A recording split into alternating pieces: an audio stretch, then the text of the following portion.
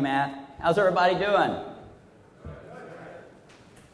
You survived the cold night, which, oh, you're used to it up here, aren't you? I'm from down south. I'm kind of the Minnesota's Florida. It's called Illinois. When I heard Eli do a great job?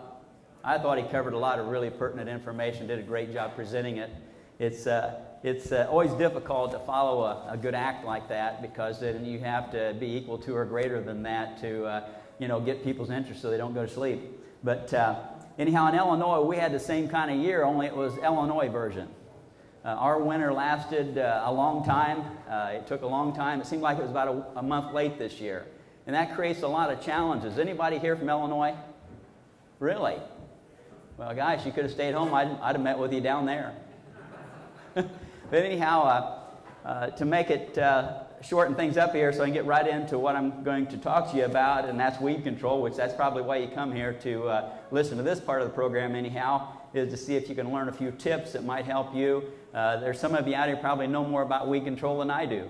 And that's the one thing about the farm community we need to start really embracing, in the fact that really your neighbor might know something that you don't, but he assumes you know it, so he's not going to sit down and tell you. But I think we need to talk more in agriculture amongst ourselves, especially in the organic community. Community is so vital. And so anyway, I got out of agriculture for a while. I still had my fingers in it, because I was still doing a little bit of a consulting with some farms.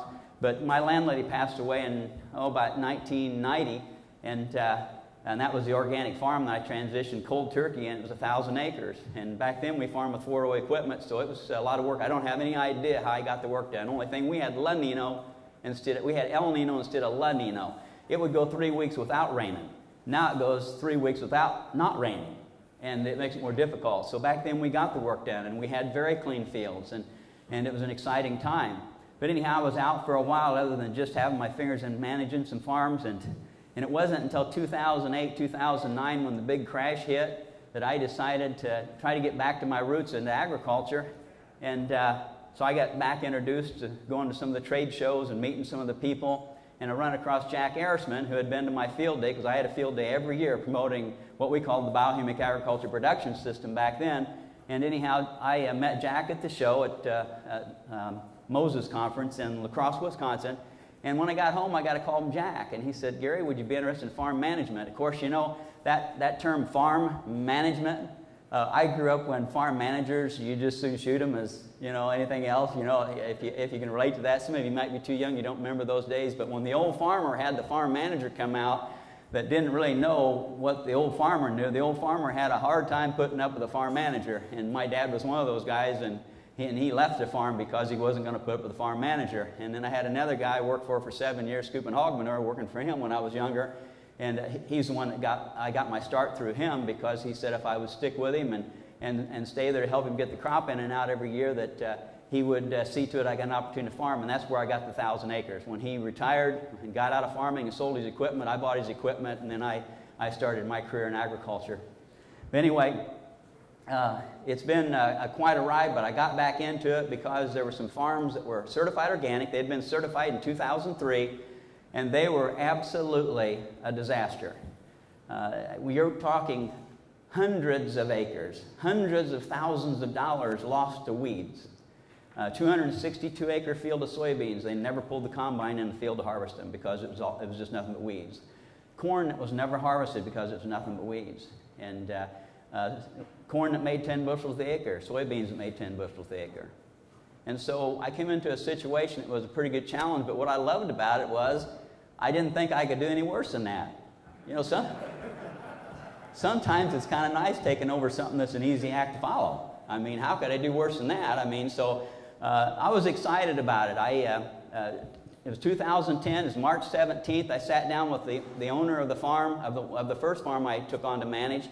And within about an hour or 2 hours talking to him, and Jack Erisman was there. He was the one that pulled the meeting together. Jack Erisman, by the way, at that time, or early on, I don't know if it still is today, but he'd farmed 2,000 acres. He went home after seeing my field day, and he said, if I can grow crops like that, I'm going to farm that way. And of course, like Matt said, it wasn't called organic back then.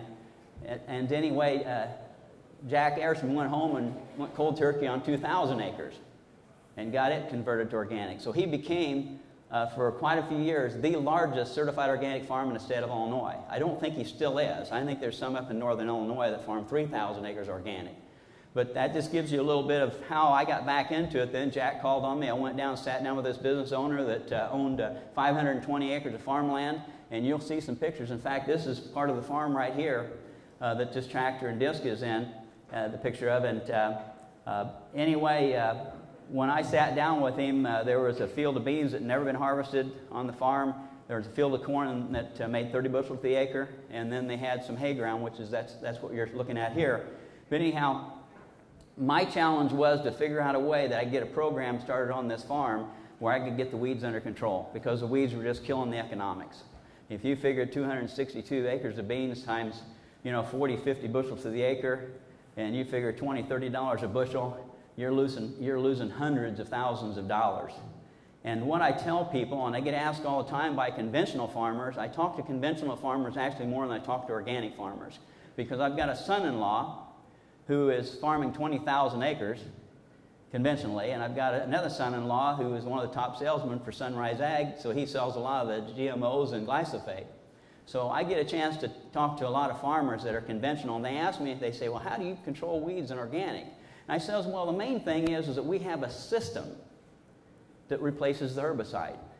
And the word system is something I want you to think about, because a lot of times I see with organic farmers that have a challenge controlling their weeds, they're leaving out too much of the system, okay? And so we're going to talk about that, and I get some ideas where I think I can do things a little bit better to get my points across to people so they start to understand how to get this thing to work for them. Because a lot of time, if you leave out one little piece of the puzzle, it makes all the difference in the world of whether you can get this thing to work for you or not. When I farmed the 1,000 acres, I had 4-row row crop cultivator. I had no hired hand. I had 300 head of fat calves I fed out in a feedlot. I had 64 brood cows that had dropped their calves a year, and they went in the feedlot. And I did that all by myself. Now, I don't have any idea how I did it now. At my age now, I'm thinking the world's getting faster and I'm slowing down. Something's going wrong, because it's just hard to cover the territory. But I did it back then, and so it was challenging. But I had a system of weed control. And my dad, see, all those years I grew up, his crops were so clean, and he didn't use herbicide, and he didn't use a rotary hoe. He planted the crop, and he cultivated it. And if there was one weed in the field when we were going, like Saturday night going to the movies, if we get Dad talked into taking us to the movie, used to they had movie houses. You go to the movie, and they had Tasman and Bugs Bunny and all the cartoons, and I liked the cartoons. And it never failed. We'd be leaving to go to the movie, and Dad would see one buttonweed a half mile across the field, and he'd walk all the way across that field to pull that one buttonweed, and I wouldn't get to see Bugs Bunny. And I didn't like that. But see, we walked beans. There are 7 of us kids, and we walked them, but there's never many weeds in them at all, ever. Dad had it down. He had a system. And I can remember when I was 13, I was a lot smarter than Dad. Can you relate? It's just like, man, they just don't know anything, And so that's why at that point in time, I worked off the farm for other farmers, because I thought I knew everything, and Dad thought he knew everything, and you know how that works out. So I started working for other farmers. Anyway, so I have a background of belief that it can be done. And when you're starting this out, if you're new here to organic and you've just been doing it a few years, you're confused, you don't know why this thing, you can't get the fields cleaned up, and you're frustrated. A lot of times it's because you just don't believe. And if you don't believe, you're never going to start on a journey or do certain things if you don't think those things are going to arrive at a conclusion that's going to be a success. And so I'm hoping that you can get a little glimmer of hope here, and a little possibility that maybe it can change your process to where you can get your system to work for you. I'm going to try to do it this way, and I've never done it this way before. But when I'm coming out to a farm operation and I'm meeting with the farmer, and that's what my job is now. I don't really have a business. I just got really, really busy. Haven't had a chance to start a business yet. When I have a farmer that's really struggling with weed control, my objective is to get the system working for him well enough that his skill and equipment will allow him to clean the fields up. Okay? And so we're going to talk about that system. And the first thing I'd like to do, can everybody see the whiteboard? Or do I need to turn it a little ways? I don't want to fall off here. Can everybody see that? Pretty good? Okay. There's not going to be much to look at yet, but this is your soil surface. And let's say your crop is that tall. And your weeds and grass are that tall. And it's cultivating time. How many of you can clean that up? Pretty much everybody probably can clean that up. No big deal. If I've got a field like that, hey, piece of cake. It's fun to cultivate because you can just literally clean the field. Okay? That there is the thing to think about when you're thinking about a system. That's what we want. And the better you do that and you get that to happen, the more success you're going to have. Because what happens, if you don't have the system working for you, the crop may be that tall and the weeds are that tall. Probably can still clean it up, can't you? But what about if the crop is that tall and the weeds are that tall? See, as the weeds get bigger in relation to the crop, the better your skill and equipment has to be for you to win at this game. And so there's a lot of things we can do, and if you want to throw something out here or ask any questions as I'm going through this, then do it. Because you have a lot of great ideas in your head that I may not think of today, that people out here need to hear. So I hope that you relax and share some of your ideas. Jump up and down, raise your hand up, whatever you need to do. But we're going to talk about getting that crop to where it's a lot bigger than the weeds and grass. Anybody want to throw out anything to start? Yes, sir. I had some corn that was 24 inches tall, and the weeds got to be about 20 inches tall.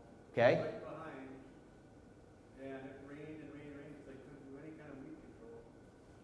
And I called Dennis Lipke from Wells, Minnesota, and he built me a weed burner. I got the burners from him, and I saved our whole 40-acre field. Thank you for that. That's good. That's rescue. But that's important to know that and for you people to hear. But I'm going to start it out here with the next idea. The first thing I'm going to do, and we're in a seed house, okay? So this is a good place to start. If you've got a field that is hot with weeds and it's hard to get the crop ahead of the weeds, how many of you want to pop popcorn or plant popcorn, blue corn, or sweet corn? That's the last thing I'm going to plant. If it's ready to go into corn, that's part of your rotation. I'm going to go with the best hybrid, the fastest seedling vigor hybrid I possibly can. So number one, the crop species. Number two, not in any particular order of importance here, I want, and you can sit down with your seed guy and ask him, I want something that'll jump out of the ground. That is so vital to make that gap farther between the size of the weed and the size of the corn. All right?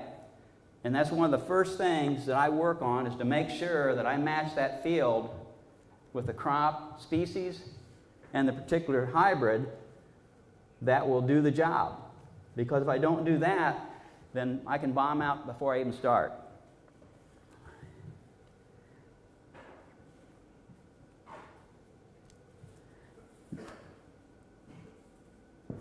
Another thing, timely planting. It's vital. I get so many farmers that they have this mentality, because most organic farmers come from where? Conventional farming. And over the years, what happens, we get this get her done mentality. Get her done. I remember the first thing I had to do with Brian, he's the one sitting on the tractor here, is he had this mentality of get her done. He'd go out there and he'd say, Gary, I think it's dry enough to go. I think it'll hold the tractor up. And if it doesn't, we'll just put more tires on it, I guess. Okay? With organic agriculture, that's not the way I look at the soil. That's not the way my attitude is. Okay? It's not get her done, you know, and it's all about timing. It's all about doing it at the right time. And it's hard to do when all your neighbors are planting and going and the dust is flying and you're having to sit and wait. But it's vital. It's vital to do that even when you work the ground. Have you ever driven across the field when it's too wet, just with the tractor, not having an implement in the ground because you need to drive across the field for whatever reason? And then that year when you're driving down the road, as farmers do, you know, when I'm driving, this is how I drive. You know, look out if you're ahead of me because I'll run over you. And you see this 2 little strips of foxtail growing up in your soybeans or your corn before it gets too big to hide the foxtail. Because anytime you work that ground wet and smash those soil particles together, you create an environment for foxtail. So we want to work our ground when it's dry enough and wait later. And the other thing about timely planting is I want to kill a flush of weeds. The first weeds that grow are the hot ones. Seeds from weeds, what happens is when that plant drops those seeds, there are seeds that will come up that year. There are seeds that won't come up until the next year, and the next year, and the next year. Have you ever feared that you'd run out of weed seeds? I haven't. So every year there's a hot bunch. They're ready to go. And if I can wait and plant later, I'll kill a flush of weeds. That is so vital. And a lot of times you can have a field totally green with foxtail, and you work that in, that foxtail acts as a herbicide against the foxtail that comes up next. And it stymies it. It slows it down. It kind of has an allopathic effect. It's like trying to seed alfalfa after alfalfa. You can't get alfalfa to grow after alfalfa. You have to wait a couple years before you put ground back in alfalfa. Well, weeds are not a whole lot different. And so by working in a cover crop, a green manure crop of weeds and grass is one of the best things we can do to act as a natural herbicide. I don't like to use the word herbicide, but that's actually what we're doing. Now, if you plant before that flush of weeds, then you've got the hottest, most angry, healthiest weeds that are going to come out and get you. And I asked my dad, or I was talking to my dad when I was farming 1,000 acres and he farmed 400. Dad never owned any ground. We farmed separate because obviously I couldn't get along with him, but he got a lot smarter when I was starting to farm this way. Yeah, there's some people that don't understand. But anyhow, he told me if he had one day, and we're talking central Illinois now, we're not talking Minnesota. And so you've got to make the right calibration here, knowing your area of the country and your farm. But he said, Gary, if I had one day to plant all my corn, it'd be the 20th of May. Okay? And so I've always shot for the 20th of May. And by doing that, I've watched other organic farmers down through the years get her done mentality. And they would plant the first 10 days of May, maybe the 5th of May. And then always in Illinois, the first half of May, you're going to get about 8 days of cold, wet weather. Now what happens when you've got corn planted and it's laying in cold, damp ground for 8 days? Now what do the weeds do during those 8 days? They're a native. They're bred to handle that. They've been breeding themselves up naturally for thousands of years, and no matter how good your seedsman is, they haven't developed the corn to be as good and as hardy as those weeds. But corn does have some advantage. Okay? So that's one thing I'm going to do is try to kill a flush of weeds prior to planting the corn. Any other thoughts? Any other questions? Okay, what are some of the things that gets soybeans or corn out of the ground quickly? What's it take to get that corn to grow? Somebody said heat, somebody said water. Absolutely. And this is very important. I never put seed in dry ground. I'm always going to reach moisture. And I have a way that I do it. I'll throw it out here. You can adapt it to your system if you want to. But I remember talking to Dad, and I said, Dad, would it be better if I worked that ground and left it a little cloddy? And he says, don't you worry about that. You get that corn to grow as fast as you can get it to grow. I was thinking that if you left the ground a little cloddy, maybe the weeds weren't as likely to have to grow. And since then, I've learned that when you work ground, I want to make sure I'm planting that seed, whether it be soybeans or corn, into undisturbed soil. This disc here is going in the ground about 3 inches deep. I'm just tearing up the root system in the root zone. The alfalfa root goes down really deep. When that field's planted, I'm going to plant that corn right into ground that our tillage tools never reached. Have you ever went out and walked soybeans and you cut off a big pigweed? Remember the pigweeds? That's an old weed years back. You know, if you're my age, you know what a pigweed is. And you cut that weed off right flush to the ground, otherwise it'll branch out again, won't it? And Dad would always get on us if we didn't cut it right off at the ground. If you come out there the next day, and let's say you cut that weed off on an end row, and you come out there the next day and you're walking through the beans to get to some more rows, and you walk across that spot where that weed stub is, that's cut off flush to the ground, what's happening around that weed stub? Do you remember? I know you've seen it. Thank you. It'll be mud 3 inches out from that big weed stub. If it was a big weed like that, it'll have 3 inches of mud. Literally, it can be the hottest, driest day, hasn't rained for 3 weeks, it'll be mud around that stub of that weed. What do you think happens when you work ground shallow, have all those thousands and thousands of alfalfa roots, clover, and grass roots coming up, and you shave them off on your finished tillage process with a field cultivator? You can dig down through the hot, dry dirt, and it's so hot you don't want to walk on it Class May some years in Illinois.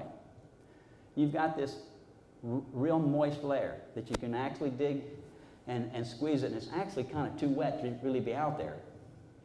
But yet the top couple inches is just bone dry. It's called a dust mulch. Anybody remember hearing the term dust mulch that the old timers used to use? Okay? We know in the garden when we mulch it with straw, the weeds don't come up. If you plant your corn down in that real moist layer, and you cover it with hot, dry soil, but that hot, dry soil doesn't really touch the seed. The seed is going to be encased in this trench that is very moist, and you put very hot soil above it. In 4 days, when you rotary hoe it on the 4th day, which is part of the system, the corn's spiking.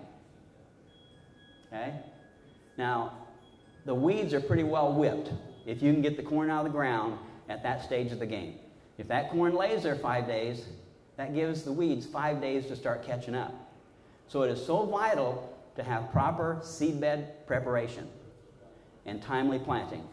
You've got to hold the reins on the horses because on your insides, you're just wanting to get her done. We all are. That's what makes us successful in agriculture, because in agriculture, you don't have a boss, looking for you to come to work at 8 o'clock. Mother Nature is your boss. And she's a boss that's unforgiving, as we're learning every year as this climate gets more challenging all the time. So that's something that I've done and learned how to do, to plant that seed in a situation where it's going to jump out of the ground. Also, later when you rotary hoe, you don't have to worry about damaging that seed. It's down in an area where it's protected. But if it's up in loose, mellow soil and it's got 3 inches of loose dirt below it, that hoe wheel will go in, that hoe spike will go in and flip the seed out or loosen it. Okay? So basically, I'm kind of no-tilling underneath the crop that I just worked in. Does that make any sense to anybody? Now, I'm not saying this will work for you in Minnesota, but this is some of the things that I've done that makes a huge difference in our success with weed control. Also, you have a lot of air in that layer above the seed, and that's going to get down to that seed. Another thing that I tell people to do, I do not do this, but I want to advise people that if you need some other arrows in your quiver to use, I would suggest seed inoculants. There are some good ones. They're certified organic, and I would inoculate the seed. I know in my garden, I raise a big garden, it makes a huge difference on pole beans, because I planted some with my popcorn this year, and it was amazing how fast they got out of the ground and how fast they grew. And here again, that'll give you a jump on the weeds, because it's just so vital so that you'll have a half of an opportunity to clean that corn or soybeans up. Yes, sir? Take us back to where you were talking about the top 3 inches of dry, and you're planting down into that moist soil. What depth are you planting? Okay, I never plant corn or soybeans, for that matter, less than 2.5 inches deep. He asked how deep I planted, because I'd mentioned earlier about that 3 inches of loose soil, and I was planting down in the soil undisturbed. See, that loose soil, 3 inches of loose soil, or 3 or 4, came from just a couple inches of soil that it fluffs up when you work it. Then when you roll over it with the planter wheels, the gauge wheels, it presses it down, and then you've got your, we use the whips, the minimum tillage whips, and we'll furrow out maybe that much more, depending on how rough the ground is, if we have clods or debris, and then we're going to plant down through that another 2.5 inches, and we will reach ground that's undisturbed. Okay? In fact, we add seed to our, what used to be insecticide boxes for extra weight to make sure, because we don't have a cutter in front of it like no-till guys. So I put extra weight on the box to make sure I'm getting good seed-to-soil contact. So you're running trash whippers? Yes. Yeah, the Yetter trash whippers on a 7,000 John Deere planter. Okay? But so I think of it as no-tilling in a way because I'm wanting to plant seeds in ground that's not disturbed. See, what you have to realize is moisture comes up, and as soon as it gets to disturbed soil, what's the moisture quit doing? It quits coming up. It doesn't come up anymore. And if you're working cover crops in the spring, you can run out of moisture. And so you want that moisture close enough you can reach it to plant, or you'll be praying for rain for a month. And we're either praying for rain or we're praying for it not to rain, aren't we? But you see what I mean? So that's just one of these things to think about. When I used to let my alfalfa get that tall in the spring before I worked it in. That'll pull a lot of moisture out of the ground. So you want to make darn sure that that moisture that's transpiring, the thousands and thousands of gallons of acre that transpires off an alfalfa plant, you want to keep that moisture coming up. If you work it too deep, then you're done until it rains. But you can work it, it keeps pumping moisture up, and you can plant right in that. Yes, sir? What's the maximum depth of planting? Wow, I've planted at 3.5 inches before. Yeah. Repeat the question. Thank you. I'm being asked how deep have I planted corn. And I planted at 3.5, 4 inches. I've buried it before. I don't plan to do that. I want to plant it 2.5 inches to 3. Soybeans, I'll plant them 2.5 inches. It has to be perfect conditions before I'm going to plant them 2. Okay. You ever get caught by hard rain where it turns that soil like a crust? I know I can't say no on that. I have had that happen a lot of times. Yes. And that can be to your advantage for weed control. If you can still break that crust up with a rotary hoe, you can actually slow down weeds or eliminate them if it's a crust and you break that crust and the weeds in that crust and it dries up and the weeds just, it stymies the weed, and then the corn and soybeans will continue to grow, and the weeds hanging on barely on that clod that was that part of that crust, and it can't do anything, and sometimes they die if it gets hot and dry enough. But yeah, I've had that many times where you have a crust, but it's going to be minimal because you have to understand if you have the right rotation where you're putting back a huge amount of organic matter, your soil is going to get a lot more tilth. And that's another part of the process of the system of weed control. See, weeds are here for a purpose. They're here to build the soil. And I'm not talking about building the soil test. See, building soil and building a soil test are two different things. And they don't have a lot to do with one another. You can go out there and put something on the soil, that little white powder stuff, and then take a soil test, and it'll improve that piece of paper, the figures on it, but it doesn't necessarily improve the soil. Are you with me? Okay? The way you control weeds is to improve the soil biology, the physics, and the chemistry. Biology is the key. The more biology you have in the soil, the more the soil is going to get balanced, the less apt the weeds are going to grow. The healthier the soil, and that's why Dad could farm and never use the rotary hoe. He just plant the corn and then timely cultivation. Us today, you plant your corn, those weeds are going to be right on its tail unless we can do everything possible to get that corn out of the ground as fast as possible and do everything we can using allopathic effect and soil tilth to make the weeds so they're stymied a little bit or slowed down a little bit. Okay? And so that's just gives us a little bit more of an edge with all these little bitty things we do. They all add up. Okay. And allopathic effect, I mentioned that. In that picture right there, I wish you could have been there to actually walk out in the field and see this working. But all the other neighboring farmers, and I was not native down here because I'm not from this area where this farm's at, they were on me about not being out there and working that ground sooner, because most of them get out there and really push the envelope, as we all have to do some years, or we don't get a crop in. But if you'll see, this is black muck soil. Does that look like black muck? See how it's working up real mellow-like. And there's an alfalfa root. And there's about 3 foot of it right there, and there's probably another 3 foot went down the ground. That's my underground irrigation and drainage system right there. All right? Now, what we're doing here, and what I teach my guys to do, I don't necessarily want to kill that alfalfa and clover the first pass or the second pass. I want to make it mad. And this is just my opinion. I'm not a PhD. I'm not, a researcher. I just, it's kind of like when I get up in the morning, the sun comes up in the east.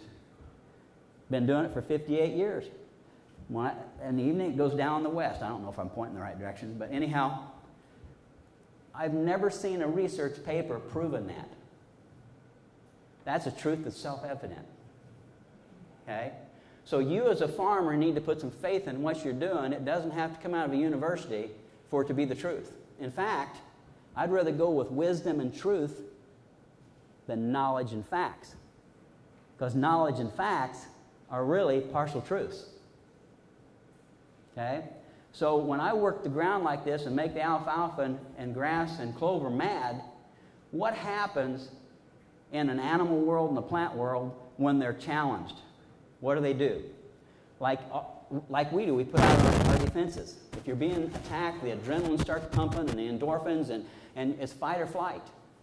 And I feel that I'm getting allopathic effect, auxins pumped into that soil by making the alfalfa mad. It's going to do everything it can to protect itself. It wants to stay alive. Okay? If you put a brick bat on a cinder block around your ankles and jump in the lake, you're going to be wanting air really bad. You're going to want to continue your life. So those plants do too. And by making those plants mad, I think we're pumping the soil full of allopathic effects. I told Dr. Gruber, Western Illinois University, I've helped them with their weed control. They give me a lot of credit for improving their weed control. And he asked me, he says, what things do you think we should be studying or researching? And I said, I think we need how to grow our own herbicides. And we need to know what plants to grow to produce our own herbicides. And then we need to know what plants we can grow together, companion planting. I know in my garden there's parsleying that will grow with my sweet corn. It's real moist under the parsleying, and the sweet corn's not hurt at all. Why aren't we seeding parsleying weed seeds with our corn? Maybe we wouldn't even have to cultivate. You see, there's a lot of things we don't know yet, and I'm getting off the subject here a little bit, but the allopathic effects, setting up an environment that's good for the corn, bad for the weeds, that's what I'm looking for. Okay. You ever make a note and you have no idea what it means?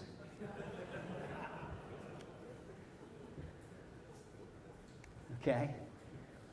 Now, we know in organic farming that if we have a lot of organic matter left in our soil that's not decomposing, that it causes putrefaction, the soil's sick, it doesn't feel good, and the weeds are going to do what they can to balance it. So we're setting up more weed environment to give the weeds a better opportunity to do their thing and what they're supposed to do. They love us. They're part of the plan here. We were so loved that this earth was made perfect for us. Every insect's there for a reason. If that corn's not fit for you and me to eat, we're loved so much that the insect's there to destroy it, to put it back in the soil so it can be done right the second time, or the next time, or the next time. And so if we fix the soil with our actions and our choices that we do, the weeds are going to be less apt to grow. Now, people think I'm crazy when I say that. But I'm working to figure a way out that we can farm where cultivation, row crop cultivation, is a rescue treatment, not a have to.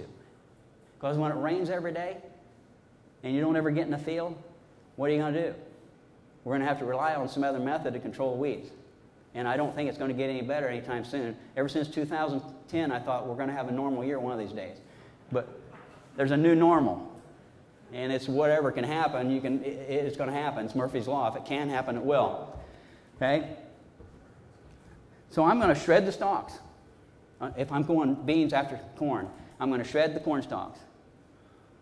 And if I don't have livestock, I'm going to disc them in the fall if possible. If not, I'll shred them in January when the ground's frozen, so I don't do any damage to the soil with compaction.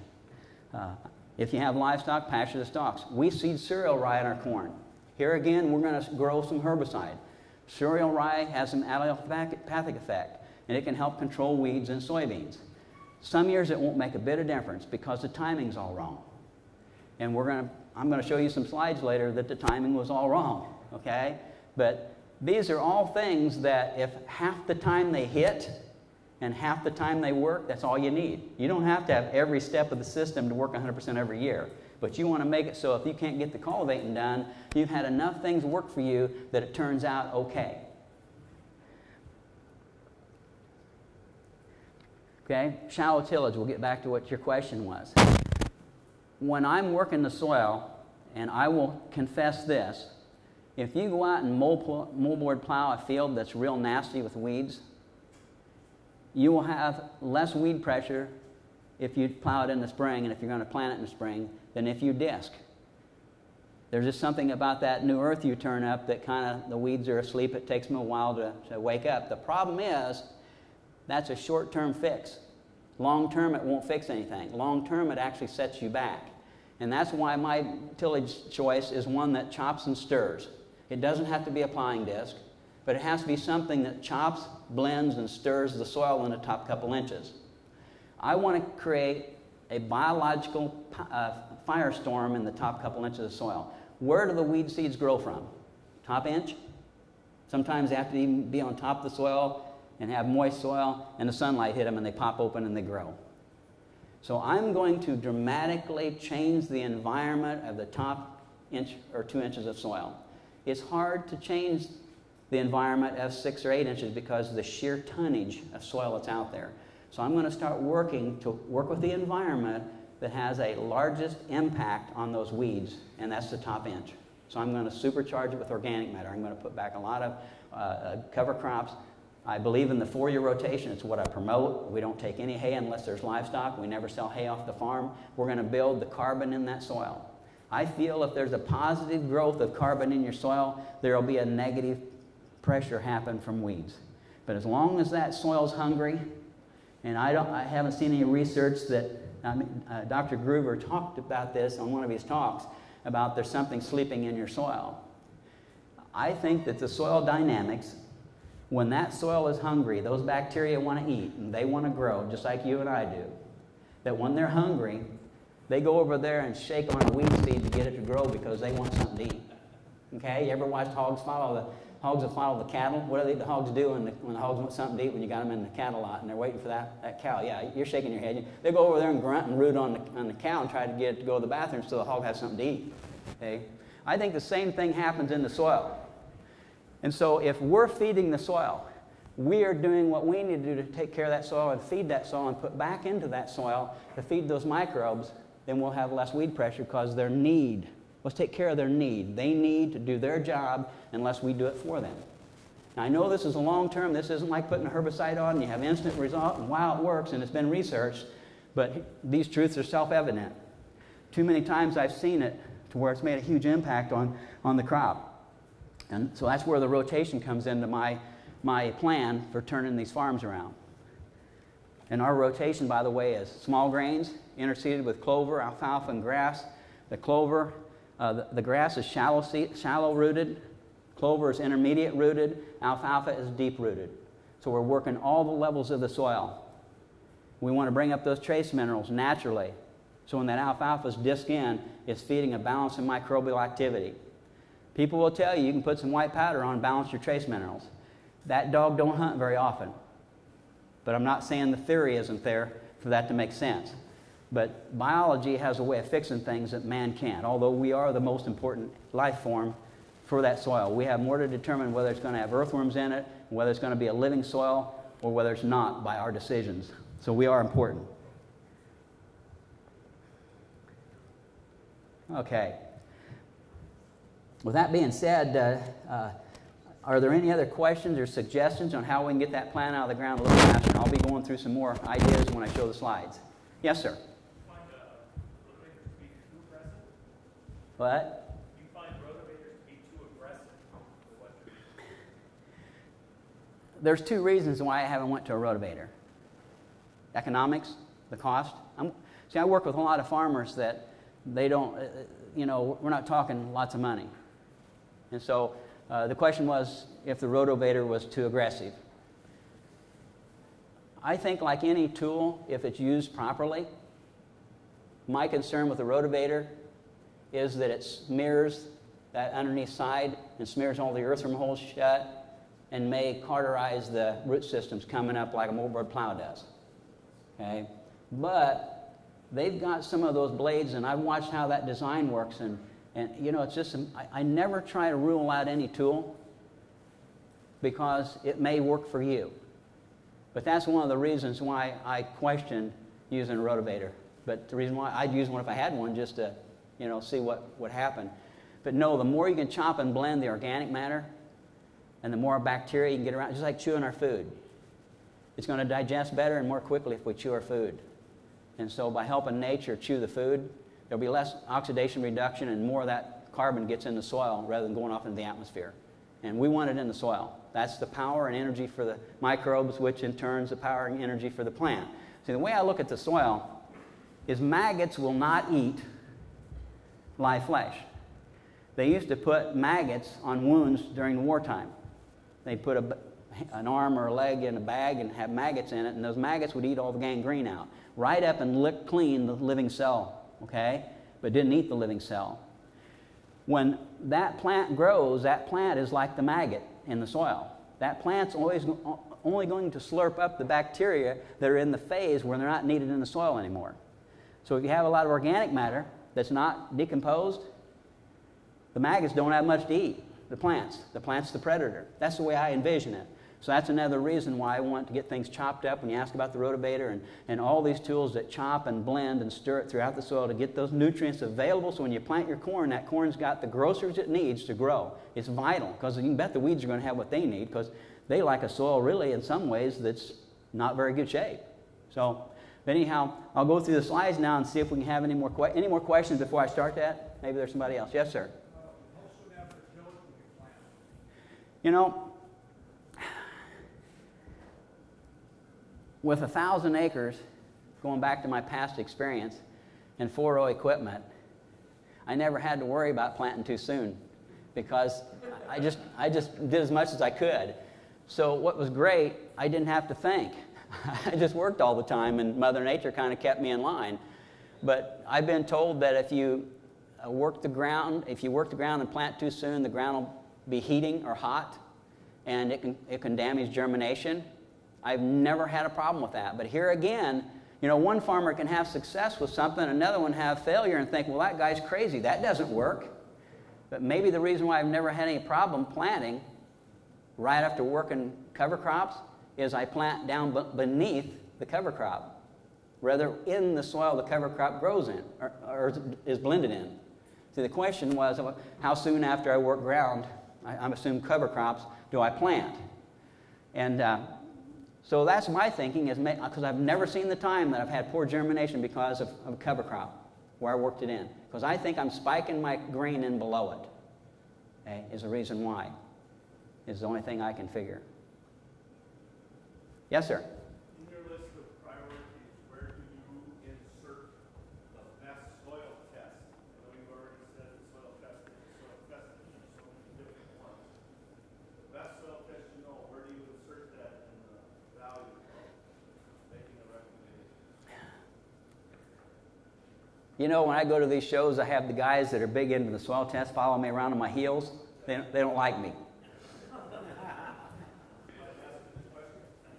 Thank you. Did everybody hear the question about where would I put the soil test in the line of importance? Well, when I started on the 1,000 acres, Dr. Bill Becker, he was a PhD in microbiology, he come to the farm and he says, Gary, I'd like to study what you're doing. And back then, Dr. Bill Becker was a very young man, and I was young too, because that was back in 1980. And I didn't have a problem with him studying what I was doing. And basically my feeling today is that soil tests are just a little bit more than a distraction. Okay? That's a little bit strong statement, but listen here. What I did was I had a 4-year rotation on a 4-step program. The first step of that program was I was to stop using any products or anything injurious to the soil, period, because that soil is a living creature. The second thing was we used a biological inoculant back then to get the soil microbes started. And you could tell a huge difference. And you can go out there and dig up little tiny earthworms that just hatched out because the organism will not hatch out until it can live. Beautiful system the Creator designed. And the next step was rotation, because we're going to feed that biology. If you buy a bunch of feeder calves and put them in the lot and don't feed them, why'd you buy them? See? So we bought this bacteria and we fed as much tons and tons of cover crops, green manures as we could to make that soil so vibrant. And the next thing is shallow tillage. We wanted to continually create the environment where there's the most oxygen and the most organic matter for that biology to create a firestorm. Okay? That will fix your soil. Adding on nutrients will fix your soil test. Okay? Now, will putting on NPK fertilizers increase the yield? Yes. But that is a partial truth. It's a fact, but a fact is a partial truth. Okay? Your soil, and if you saw the last article wrote by, it's in the Moses magazine or a flyer they send out, finally a PhD has researched it and published their findings, and is exactly what I've been preaching since 1980. See, when there gets to be too many rabbits, what happens to the fox population? It goes up. What happens when there gets to be too many foxes and they eat all the rabbits and there's not enough rabbits? The foxes die. The soil has a balance going on all the time. And different kinds of microbes provide different kinds of nutrients. And they keep the soil in balance. Biologically, that's the way you get your soil tests where you want them. Now, let me make this point. I went to Jack Ehresman's field day in 2011 or 12, and Dr. Bill Becker was there. And I made the statement when they asked me about soil tests. I says, well, for me, back in those days, and still is today, soil tests are a little bit more than a distraction. Now, you can imagine I'm not loved by the industry. But why I say that is not because that's 100% true, but I want you to look beyond the soil test. You're the magic, okay? You're the steward. You feed that life in the soil the same as you feed those cattle in that cow lot. If you don't feed your cattle, they're not going to grow. They're not going to produce any fat. That soil's not going to produce any fat unless you feed it. What's it like to eat? What grows out of it? Until you've done that 100% of your ability, then I think that's the first order of business. But anyhow, Dr. Bill Becker made the comment at that field day. He says the best soil test in his 30-some years in business, 40 however many years he's been in business working with organic and conventional farmers, was the one he took on the farm that I farmed, which was 1,000 acres. He followed, and he told me when I started, he says, Gary, you're going to deplete the farm. And every year, the levels of N, P, and K went up. Okay? Every year I harvested a crop. And if you read what this PhD in the last flyer from Moses, I forget what it's called. I've got it with me somewhere in my bag out in the car. That soil's got everything in it you need. You get the biology going. Now, until you get the biology going, you've got to feed your habit. It's like it's on drugs and we've got to keep it from withdrawing, and you've got to stay in business. Okay? But always try to get the soil, kick its butt off the welfare program. Get the earthworms working, get the microbes working, because if you want to hang on to your farm in the future, okay, you need a living soil, a soil that's going to work. If you got to buy the input instead of the soil producing the inputs, do you control the price of the inputs? See, we've killed our soil and then we have to buy all these products. And you're at the mercy, okay? Get your soil producing 150 to 200 bushel corn without you putting anything in it. Get it producing 50, 60 bushel acre beans without you putting anything on. And people say, oh, you'll deplete the soil. Those people are ignorant. Now, I'll stand toe-to-toe with any university professor you bring me. They've been dancing the song. The music's played by Monsanto and all the petrochemical companies. It's time we start looking at the truth instead of the facts. The facts will lead you down the wrong road. So look at the truth. Gosh, I didn't know I was going to get on my stump today. Thank you. Gives me hope I won't be shot. Yes, ma'am. Oh, thank you. Somebody's got to look out after me. Okay. Small grains, oats and or wheat, and there's other small grains you can plug in there. Then in the spring, we seed about, on our ground, 8 pounds of alfalfa, 4 pounds of clover, 1 to 2 pounds of grass. Can be rye, can be the perennial rye or the orchard grass. Whatever grass grows good for you. I don't put too much in the rotation, but I put a little bit because you need that fibrous root system up in the shallow, because that's the best thing you can do to help the soil change to deter the foxtail. Then after that, we let that stand on. I preach this hard and try to get guys to let that stand for a complete entire year and clip it and leave it lay, or mob graze it if they have cattle. And then coming out of that, we're going to go to corn, which is the preparation right here on this slide you're seeing. And then we're going to seed the cereal rye, either with airplane about black layer, or we're going to put it on the fertilizer buggy after the corn's been harvested. Whether we disc the stalks depends on whether we've got cattle. If we've got cattle, we'll let the cattle graze it, depending on what farm I'm working with. And then after that cereal rye grows up the next spring, it gets about half knee high or knee high, we're going to disc it in shallow, and then we're going to soybeans. After soybeans, we go back to cereal grains. Now, people will say, well, Gary, you need to go to a no-till system. The big rave is no-till, and I agree. We need to do less tillage to our soil. The challenge is, if you sit down the 48 months in the 4-year rotation to figure how many times it was solid seeded and how many months it was covered, you know, as large percent of the time as what Rodale's doing, because they moldboard plow every 3 years to control their perennials. So until I can find a system that's better than a 4-year rotation, I'm going to stick with the 4-year rotation. Now you're thinking, oh, you got 1 year, you're not making any money. Really? We're growing our own herbicide and our own fertilizer. How big is your fertilizer and herbicide bill if you're farming conventionally? I want the farmer to become self-sufficient so he can hang on to his farm and keep his family together in the future. And we're going into some times we're going to need to do that. So anyhow, we have some 3-year rotations where we cut out the full year of alfalfa. We've been using chicken manure to augment the fertility. You know, when you can sell corn for $17 a bushel, which is what we contracted a year ago, and the corn made 150 bushels to the acre, you know, just sit down and figure that out. Can't you leave 1 year you're not farming it? You know, you're farming to build fertility. Okay, you're growing your fertility to feed the microbes. And the microbes eat at the first table. They've got to eat. If they don't eat, there's 7 billion, they say there's 7 billion microbes and bacteria in a single handful of soil. About the same amount as there are people on the planet. When that number goes up, we can support more people, because these guys are the producers. Okay? When that number goes down, we can feed less people on the planet. It has nothing to do with Monsanto's fancy GMO corn. That's not the determining factor how many people we can feed. It's how much life we can get in the soil. They are ultimately the producers, and if we don't keep putting something in the bank account, it's going to run dry. But anyhow, here again, I'm on my soapbox. Okay. Any other questions? Did I answer your question, ma'am? Yes, sir. Can you use any sort of animal manure then? Yes, absolutely. Animal manure is great. That rumen of the animal, or even the digestive tract of chickens, pigs, that's an incubator for biology. It's very good.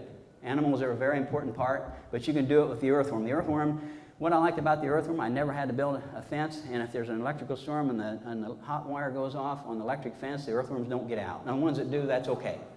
You see, that's the thing that I tell people: don't give up organic just because you don't want to have livestock. Because my livestock are the earthworm on the farms that don't have livestock.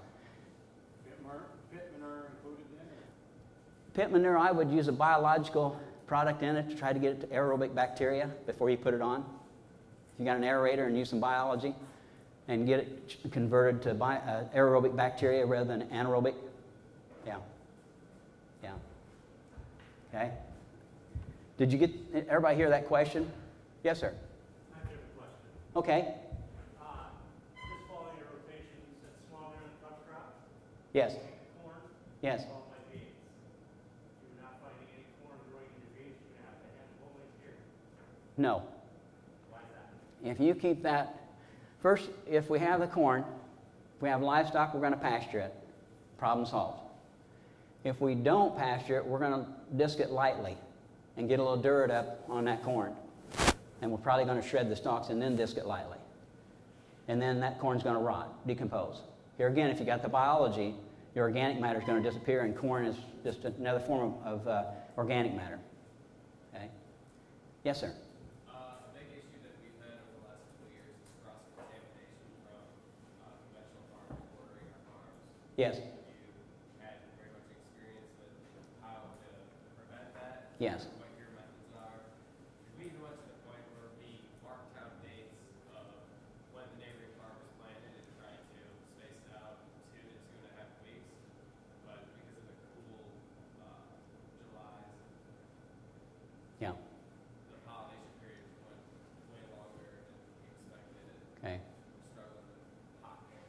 Okay? Well, cross-pollination was the question with GMOs. I've never had a load rejected yet. Not once. And what we do is we plant later. You know, there have been years where the conventional guys don't get done until they're getting into my area I want to plant, but usually I'm enough later anyway. Or you can go to pure maize. You have to play the game with the cards you've been dealt. So if you have a situation where you have later planting conventional farmers, then you'll have to go to something like pure maize where there's no, it won't accept the pollen from GMO. That'd be my suggestion, but I've never had a problem by planting later. Any other questions? Yes, sir. Back to soil tests. The higher the magnesium, the tighter the soil, basically. Yep. What I've learned. Yep, should be. So as you lower your magnesium, you get more oxygen in the soil, and that helps break stuff down quicker also. That's correct. And the higher the magnesium, the bigger tractor you need. That's right. So as you lower your magnesium, which is a key factor in this whole thing, Yep. then you will have looser soil, more aerobic soil, more bacteria. Yep. Yep. So That's right. magnesium is a key factor in the soil test. Yeah. But biology can fix it too. And until you're starting to work on this end, it doesn't make any difference. You can turn the hydrant on. If you're standing on the hose, no water's going to come out until you start making decisions. And you can fix the magnesium by putting things on, but until you get to feeding the biology, it just goes on like drugs. You have to keep using it. But if you do both, Absolutely. But 90% of the time, people come from conventional farming. You're making a good point. Coming from conventional farming, what are they going to do? They're going to rape that soil and get as much off it as they can. They're going to cut their stubble hay. They're going to bale their stalks. They're going to do everything they can. And the one thing that's hurt our soil more than anhydrous ammonia and tillage and herbicides and insecticides is we've starved it. A lot of people have drank chlorinated water their whole life, and they live a long life. I'd like to see them go their whole life without eating. And we've got soils that's been going nearly its whole life without enough to eat. Think about it. Take a 40-acre field and imagine there being cattle out there nose to tail, shoulder to shoulder, hip to hip on a 40-acre field. Would that field grow enough to feed those cows? They'd starve to death. That soil has pretty close to as much life in it as the rumen of all those animals standing on it. You think we're feeding the soil enough? You wonder why we got weed pressure? So do what you can to get more cover crops growing and get a rotation that feeds the soil. But thank you for bringing that point up. Okay? All right. I probably ought to go to my slides unless we got one more question. What time do you Apply manure, that's, you have to be careful where you apply it nowadays because of the concern for it running off into a stream. So they want you to, as far as the chicken manure that we use, we put it on in the spring and disc it right in so we don't lose the ammonia off into the atmosphere. But animal manure on your farm, whenever you can get it done, without there being any detrimental effect to the environment that would, raise a red flag with your certifier or something like that. You don't want it running off into a stream, which that's just basic responsibility. And farmers are responsible people. I've never found a farmer that woke up in the morning and wanted to mess up the environment. Okay, well, let me go through my slides, and if you have more questions, just jump up. And this farm here is the first one that I came into to manage. And here again, I don't really like the word manage. When I manage, I can have grease from head to toe. I'm out there on the farm working. When I took this farm on, it had been a grass-fed operation. It had all the 7-wire high-tensile fence around the 520 acres. It was almost a complete section, and it's pretty flat. You can dig a post hole, and it's as black 4 foot down as it is on top. One of the best about as good a farm as I've ever walked on. And you may not have soil like that up here, but it's an awful good farm in Illinois, which is the reason why I think we're slow to come to organic, because we got so much more mining to do. We got a big, thick vein of coal there we can keep pulling from. But anyhow, when I come into the picture, it had been a disaster. And so this is the first ground we broke when I took over. And I would have let the alfalfa clover get a lot taller than that, but I was a little bit fearful being back in agriculture after 20-some years of not being on a tractor. And so we got started a little earlier, and we didn't have any equipment or anything. So I had to cobble things together to get this thing done, because March 17th is when I said, yeah, we'll do it. And at that time, the farm was like a rice farm. It had water between every row of the soybeans that never harvested and all the corn. It's fairly flat land, and so we had a challenge. here's the corn that was planted. We worked in that alfalfa by making it mad and kept it real shallow.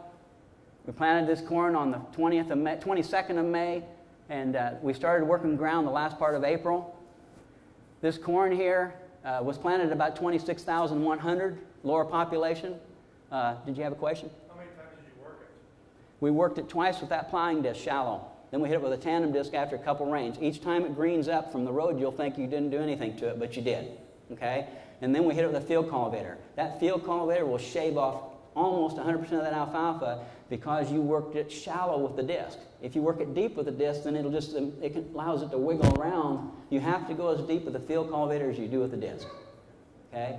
And that shaves the root system off, cuts about that much of the crown off, and then that moisture starts coming up. And then we plant it. And here we rotary hoed that one time. This ground is really, really wet. We got it hoed one time, never got it rotary hoed again, and never got it cultivated. Our weed control was finished. No more happened. Okay? And I tell you what, I had a come to Jesus meeting with myself. I tell you what, you want something that'll make you sick. You're first off into something. You want to make a good showing, and you can't even get out there and use what skill you have. So that's what it looked like later on. At that point, it was too big to cultivate. And I wish this picture was brighter, but there was only just a weed now and then in the first 3 rows where the sun could shine in. The rest of the whole entire field never had anything more than that tall, and it was crabgrass. Free cover crop. Didn't pay one. I don't know how much a pound of crabgrass seed would cost. I bet it's out the roof.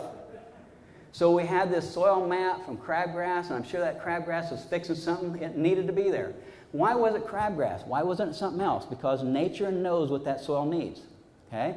So anyhow, we picked the corn, we drilled the cereal rye, and had another grain manure crop. Of course, we had to pay for that. That was back when cereal rye was only $6 a bushel instead of $18. But anyhow, it turned out really well, and there's the same year a field of soybeans. If I've got a field of soybeans that clean, and that was rotary hoed twice, if I've got a field that clean, I've got a field that'll have 0 weeds. Literally, you'll have 100 acres and it'll be less than 5 weeds in the whole field. So the intention is to work that ground and set up a situation where the beans will outgrow the weeds. They should, because the bean has a big pack back of energy in that seed. Weed seeds are tiny, tiny. They have to go out and grab a piece of soil before that weed gets nourishment. Very little nourishment in a weed seed. So our agronomic crops, the corn and soybeans, have the advantage. They will outgrow all the weeds in that field if you set everything up, just because they should. They've got dinner with them, and the weed seeds don't. Okay? So you've got that advantage. The time to cultivate is when the corn comes up and the beans come in, they should grow faster than the soybeans, or faster than the weeds. At some point in time, when the weeds start closing the gap, you should have cultivated 1 day sooner. You follow me? Okay? That gives you the best opportunity to clean that field, because you can do a better job of setting the cultivator. There's just another picture of the same field. When I've got beans that look that good, and these are certified organic food grade soybeans that we were raising for U.S. soy at that time. They sold out the Clarkson grain. But when I saw that, I'm thinking, man, I'm really going to have a clean field. I'm going to make a great showing. This is a field where the whole field was 262 acres a year before they even harvested the soybeans. And yes, I followed soybeans with soybeans, because the year before really it was weeds, it wasn't soybeans. Well, we had a soil building crop. It rained for 3 weeks. We were out for 4 weeks. That's what I had to contend with. We were in the shop. I've got a guy working on the farm. He's an employee. I manage. Well, I'm out there with him, okay? But I'm supposed to be the lead dog, but we work together as partners. I don't treat anybody like I'm better than them or anything like that. I want to teach him and get him taught so I don't have to be there. He's doing a real good job now. 4 years later, he can make a lot of decisions on his own. But anyhow, we had that cultivator in the shop, and every time it rained another week, I say, okay, we got to lengthen that gang. We got to move this over. We got to do this. We got to do that. I had the fenders on and all ready to go, and then we took the blades off. You know, we were manufacturing a cultivator that would fit the field conditions that we were being dealt. I wasn't going to cry about it. The fact is when you come up against a challenge, you've got to step your game up. Okay? Think outside the box. You don't have to wait for somebody. See, farmers don't know how good they are. You just don't know how good you are. We're so used to getting an answer from somebody or making a phone call that if we can't get an answer that way, we think that we're out of the game. No way. Sit and think and figure out how you can build things to make them work for you. And we're doing this on a shoestring.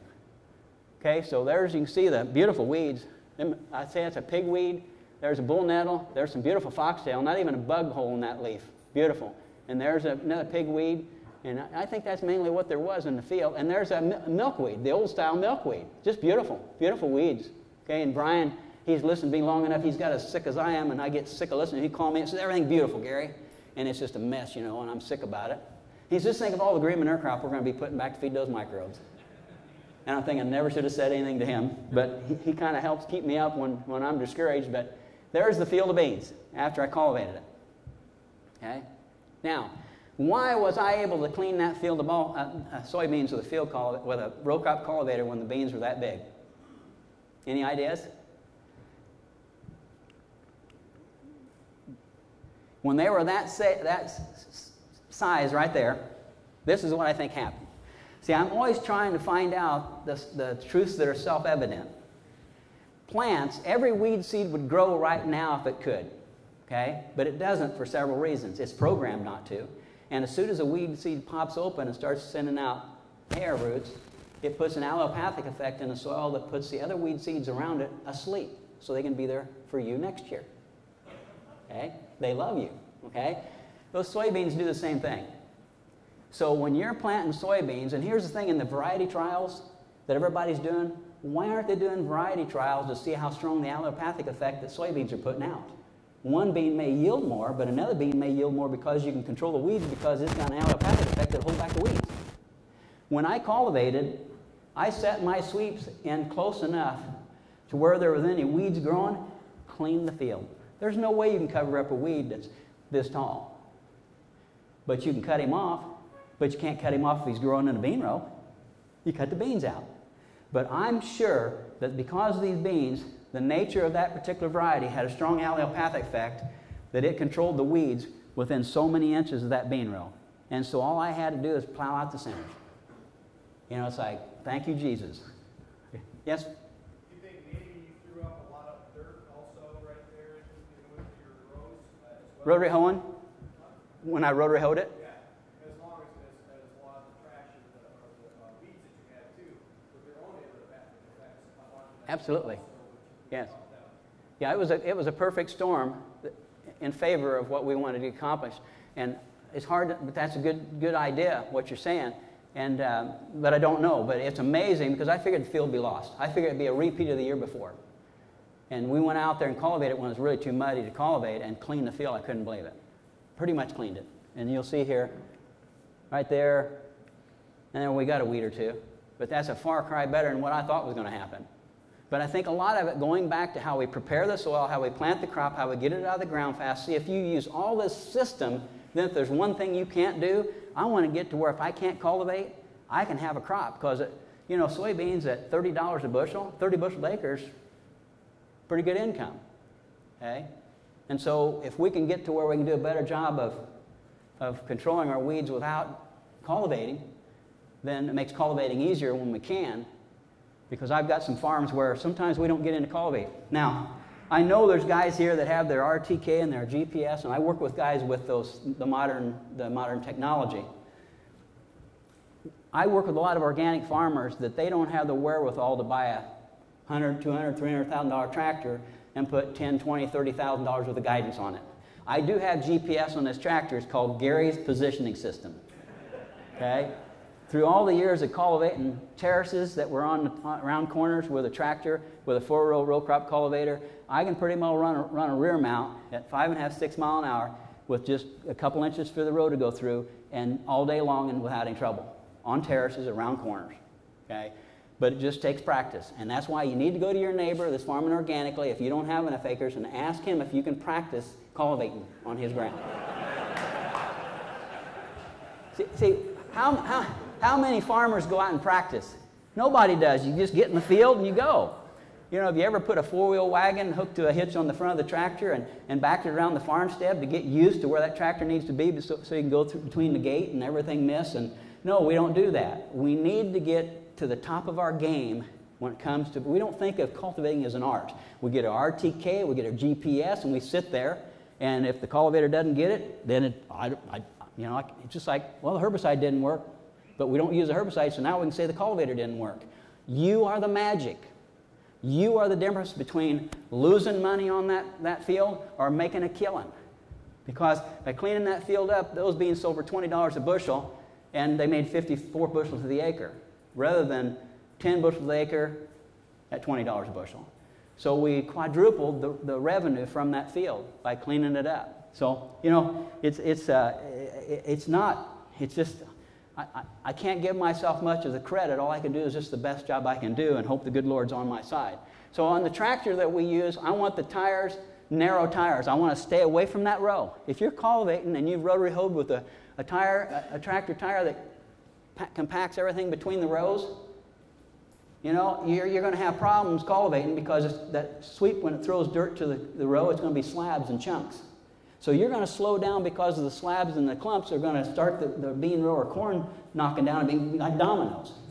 But if you get your tractor tire away from that row, I'd put 13 6s on there if I had them. Get away from the row so that the soil that's being thrown to the row is mellow and loose, okay? Then you can get your speed just right, just a sweet spot. You cover up the weeds and leave the crop. And hopefully we've got the distance from the weed size to the bean size or the corn size, okay? And this is 82 horse. We pull an 8-row narrow cultivator with 5 sweeps, 5 shanks between each row. That's a special design. I will not go with 3 because when you put those front shanks out real close to the row, you've got 20 inches or 30 you've got to cover with 1 sweep. So we have to run 5. I want a second throw of soil. Now I'm talking in terms that may be gibberish to some of you, but the first flow of soil off the first shank knocks the weeds down. The second flow of soil covers them up. If I was going to cover you up with dirt and you're 6 foot tall standing up straight, I'd have to have an awful big pile of dirt to cover you up. But if I knock you down flat, I'm going to have you covered up in time for dinner. Okay? And so when I cultivate, there's a method to my madness, more than I can teach you today. But I just want you to understand that you got what it takes to make your piece of equipment work, whether it's a Rimliger, whether it's a Buffalo, whether it's a Heiniger or Orthman or whatever. You can work the magic. That it's in the velocity of the soil flow and how you control that. And you can make work. Farmers are ingenious people. Universities didn't invent the plow. A farmer did. No-till, ridge-till, all these different types of farming. It wasn't somebody sitting in a university, and I'm not wanting you to feel like I'm knocking universities, but it's the genius of the farmer that come up with all this. You're the geniuses. You're the leaders, not the follower. Okay? So anyhow, I use a tractor without a cab because of the things I have to deal with. I want to be able to see. I don't have GPS. Farmers that I work with can't. This just happens to be a 2940 John Deere. It's one of my favorites because it's narrow and it's got steering that's tight. Boy, we're about out of time. And there's the cultivator. We use a sweep cultivator. And I've got the line here between the, now I run these sometimes as close as 3 inches, 1.5 inches on each side. Yeah. But there's a way you point them down to where this here is 1.5 inch measurement from this little wingtip here. These are 3/4 sweeps. Half sweep would have this a little bit cut off here. I put a 2-inch block under the wheel, and I get all the gangs set alike. I always carry new sweeps with me. We've only got 5 minutes, so I'm going to be flying here. Okay? And here's just a cross thing. I want everything just exact. There's a method to my madness. There's a field of soybeans. On the second farm I took on to manage. They challenged me to clean that up. They had 3 80-acre fields of soybeans certified organic, and they asked me if I'd come over and farm and cultivate that one. And I did. There's another picture, and there's a picture. And they used a 4840 tractor with duals, 20.4 duals, 20.8 duals, and every row that had compaction right up to the row. So it made it very difficult. So I basically slid the center sweeps. I took the center sweep off, actually, the back one, and so I didn't throw slabs over and cover much up. And there's another shot. There's the real estate that really matters right there, right in the row. Between the row, anybody can run something and clean between the row. But you got to be able to set it to clean the row out. There's how they looked after the second cultivation. There's a big story about this field. It had corn that was never harvested the year before. They put cattle out there and let them chomp it until April. And then they tried to work it up into a seed bed. They did everything possible to cause a real problem. I wish I had more time to talk about this, but we're out of time. And it's just more pictures. And this is what they had on the 2 fields they cultivated with the modern machinery. So it's technique, it's skill. And sometimes you don't get the privilege of starting that field out and bringing it all the way through so that everything's set up for you to have easy cultivation. I keep telling them, be easy and be good to the cultivator guy. I still cultivate anywhere from 600 to 1,000 acres with a 6 and an 8 row. And I'd cultivate 2,000 acres if I had the time, but the weather anymore doesn't allow it. But do we have time for one question, and then we got to shut her down, I believe? Oh, you can do a few more questions. Okay. I think I saw 5 minutes. No, we're still good. Okay, I'm still good? You shouldn't tell me that. Any questions about what you saw so far? I wish I had more time. Yes, sir. Your seeding rate, what's preferred seeding rate to keep in row down? Seeding rate is the question. For corn, we're going 32,000 now, because back when I farmed, you know, if you had 14 to 18,000, you could raise 150 bushel of corn. But these varieties today, they don't have the ear flex and the multiple ear possibilities, so we're going 32,000 on fields that have potential for 200 bushel organic corn. And soybeans, I used to plant in 38-inch rows. I used to have 6 beans to the foot's what I was wanting to get with the old slobber cups before they had the Kinsey meters. And because I worked with the guy helping put out a plot that SRF beans, Dr. Matson, he was a bean genius, and he said you don't need any more than 3 beans to the foot for maximum yield. And so I like to cut down populations, but my suggestion is to go higher population because the beans are going to jump out of the ground and grow faster. You can interlace the soil between the beans as well with your row crop cultivation, but we're trying to get those beans up quicker so we got more vigor, more speed and growth to get ahead of the weeds, and quicker canopy to some degree. With 30-inch rows, you got quicker canopy than 38s. Yes, sir? Are you concerned about cutting fertility until we get close? I want to. The root on the plant, on the ground.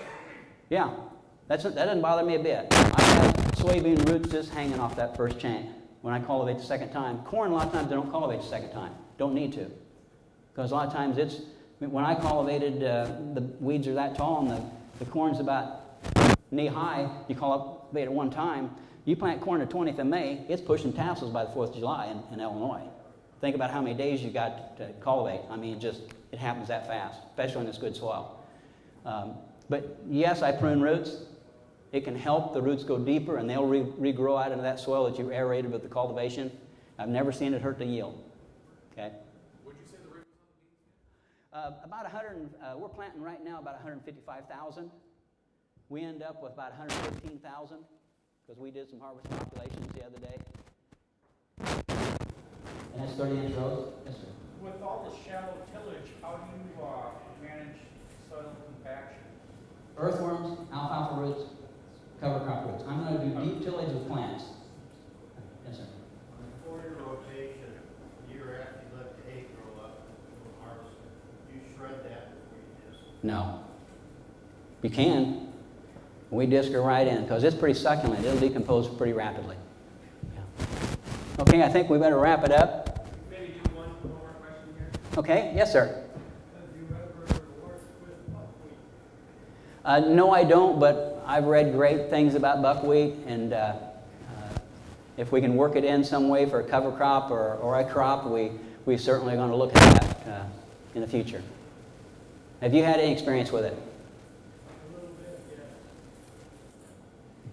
I had phenomenal results with buckwheat cloud. Yes. I had a very bad piece of ground, worst piece of the work. 1 year, so buckwheat, cloud it down, put your chilies ready, work that in, and I had the best crop of corn beans after that I ever had all over the farm. Did everybody hear what he said? Buckwheat, plowed it down. Turnips, plowed it down. Had the best field of corn you ever had on a real bad piece of ground. We can fix our soils with everything that we've been given. And that's a good place to end the talk right there. What period of time did that take? 3 years. Okay. And I was down buckwheat, and